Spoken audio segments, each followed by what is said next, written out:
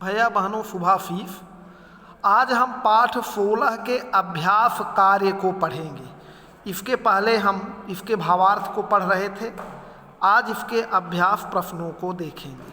पहला प्रश्न है कि सैनिक को घर परिवार का मोह क्यों नहीं हुआ। तो इसका उत्तर होगा,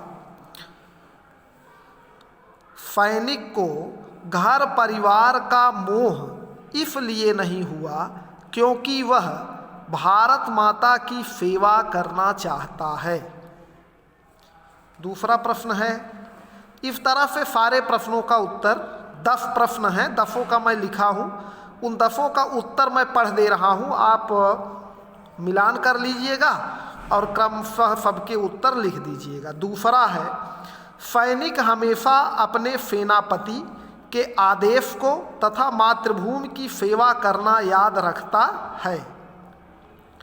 तीसरा है, इस पंक्ति का आशय यह है कि मातृभूमि पर बलिदान होने के बाद कोई याद नहीं करता है, सैनिक को सब भुला देते हैं। यहाँ छूट गया है, को सब भुला देते हैं। चौथा उत्तर होगा, सैनिक निश्चय करता है कि वह सदैव हर हाल में मातृभूमि की सेवा करना। पांचवा है, कवि पाठकों को सैनिक के माध्यम से देशभक्ति का पाठ समझाना चाहता है।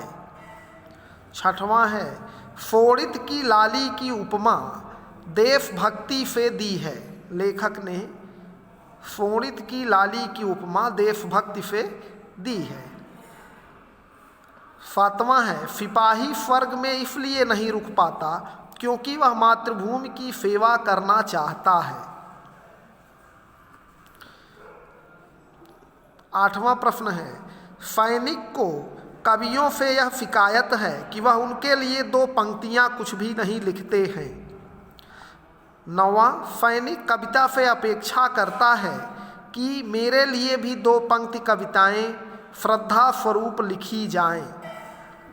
10वां, किसी शहीद की समाधि पर 2 आंसू बरसाना व्यर्थ नहीं है क्योंकि वह मातृभूमि की रक्षा के लिए अपने प्राणों की आहुति दे दी, तो क्या हम उसके लिए अपना श्रद्धा सुमन भी नहीं अर्पित कर सकते हैं।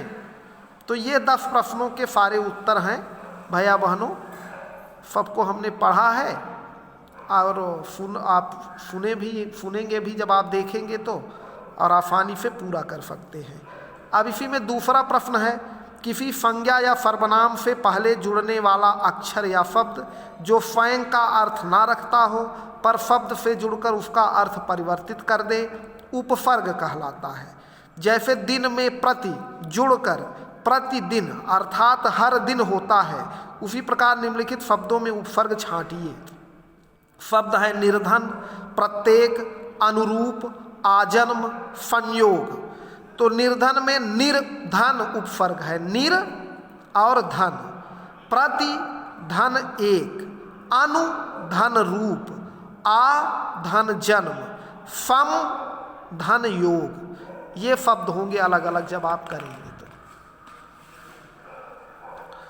अगला है, कुछ शब्दों के युग्म ऐसे होते हैं जो एक दूसरे का परस्पर विरोध करते हैं, इन्हें विपरार्थक शब्द कहते हैं। जैसे हानि लाभ, सुख दुख, जीवन मरण। तो निम्नलिखित शब्दों का विपरार्थक शब्द बताइए। खर्च का बचत, खंडन का समर्थन, गरल का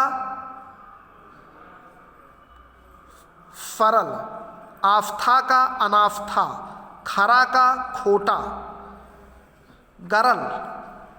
गरल का अमृत भी हो सकता है। तो ये प्रश्न थे, तीनों का उत्तर आप लिख लेंगे।